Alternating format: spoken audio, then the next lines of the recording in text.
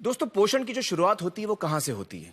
जब बच्चा पैदा होता है तब माँ उसे दूध पिलाती है और वहीं से पोषण की शुरुआत होती है। और दुनिया भर में माना जाता है कि माँ का दूध जो है वो बच्चे के लिए सबसे सुरक्षित है। हमारे साथ इस वक्त हैं डॉक्टर रश्मि सांघी, जो आईआईटी कानपुर में रिसर्च साइंटिस्ट हैं और जिन्होंने माँ के दूध को लेकर एक बहुत अहम रिसर्च की है। रश्मि जी, मुझे बताइए कि माँ के दूध को लेकर आपकी रिसर्च, आपकी टेस्टिंग में क्या सामने आया? मैं शायद उस टाइम नई नई माँ बनी थी। शायद मेरा वजह ये थी कि मैं उसको स्टडी को लेकर बहुत ज़्यादा चिंतित थी। तो उसमें हमने कुछ माँओं को कन्विंस किया, उनका हमने सैंपल लिया, उसकी हमने टेस्टिंग की। एंड जितना मैंने सोचा था, मैं बिल्कुल शॉक्ड। एक एंडोसल्फान और क्लोरिपाइरिफॉस, इस तरह के कुछ पेस्टिसाइड्स हैं जी। तो एंडोसल्फान करीब 800% ज्यादा मिला उस माँ के दूध में। 800% जी। और करीब 400% क्लोरोपाइरिफॉस, जो मतलब जो अलाउड लिमिट है, एडीआई आपका अलाउड, उससे 400% ज्यादा और दूसरा 800% ज्यादा। तो ये तो बहुत शॉकिंग बात है। बहुत शॉकिंग है। तो ये मतलब बच्चा पी रहा है, जो माँ का दूध, ये माँ के दूध से बच्चे को जा रहा है। और ये माँ के दूध में इसलिए आ रहा है क्योंकि माँ जो है, जो सब्जियां फल खा रही है, उससे उसको, जी हाँ, उसमें पेस्टिसाइड है। जी हाँ। तो ये आईआईटी कानपुर में आपने ये रिसर्च किया। आइए अब मैं आपको ले चलता हूँ कासरगोड, जहां करीबन 25 सालों तक इसी एंडोसल्फान नाम के पेस्टिसाइड की हेलीकॉप्टर से स्प्रेइंग की गई थी। देखते हैं वहां पर एंडोसल्फान का क्या असर हुआ। 1976 से काजू के पेड़ों को कीट से बचाने के लिए एंडोसल्फान नाम के एक कीटनाशक का छिड़काव शुरू किया गया। कासरगोड जिले की 15,000 एकड़ जमीन पर हेलीकॉप्टर से ये जहर छिड़का गया। ईश्वर की धरती पर यह जहरीली बारिश लगातार 25 साल चली। लाखों लीटर एंडोसल्फान यहाँ की जमीन पर ही नहीं, लोगों की रगों में भी उतर गया। जिंदगी मौत से बदतर हो गई। 5,000 से ज्यादा लोग इस जहर से तबाह हुए। जन्म के 13 दिन बाद तक इसे वेंटिलेटर पर रखना पड़ा। हाथ पांव ने कभी काम किया ही नहीं।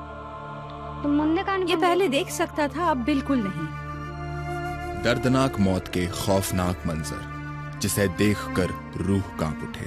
मुझे ये बताइए कि जो बीमारियां हो रही थी लोगों को, ये जो बच्चे अबनॉर्मल पैदा हो रहे थे, उसमें फर्क आया ये स्प्रेइंग बंद होने के बाद?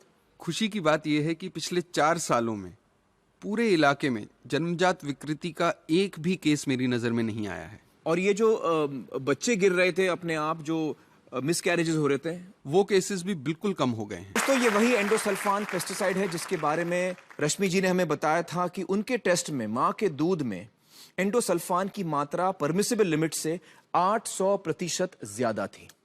और माँ के दूध में पेस्टिसाइड आने की वजह यह है कि हमारे कई खाने के पदार्थों में पेस्टिसाइड्स मौजूद हैं, यानी कीड़े मारने का जहर मौजूद है। और दोस्तों, इसके बारे में सबसे बेहतर जानकारी शायद उसके पास होगी जो हमारा खाना उगाता है, यानी कि एक किसान। महाराष्ट्र के नासिक जिले के अंगूर देश भर में मशहूर हैं। ताजे ताजे और रस भरे अंगूर देखते ही मुंह में पानी आ जाता है। लेकिन जो किसान इन अंगूरों को उगा रहा है, वो इन्हें नहीं खाएगा। 6 साल पहले मुझे मुंह में छाले हुए थे। उस टाइम अंगूर का सीजन था, तो मैं रोज अंगूर खाता था। हम अंगूर की खेती के केमिकल स्प्रे करते हैं, तो फिर मैंने मेरे खेती का अंगूर खाने बंद कर दिया। तो मेरे मुंह के छाले बिगर दवा वो अच्छे हो गए। इंसेक्टिसाइड नहीं डाला तो इधर इंसेक्ट ने बाइट कर दिया इस बेरी को, तो काला दाग आता है। व्यापारी जब आता है वो देखता है इस पे बंच पे काले दाग है, तो भाव गिरा देता है, तो हमें फिर नुकसान हो जाता है। तो हमें मालूम है इससे क्वालिटी खाली दिखने के लिए बढ़ती है, उसके न्यूट्रिएंट्स कम तो होते हैं लेकिन पॉइजन अंदर जाता है, इसलिए खाली व्यापारी पर्पस के लिए करना पड़ता है।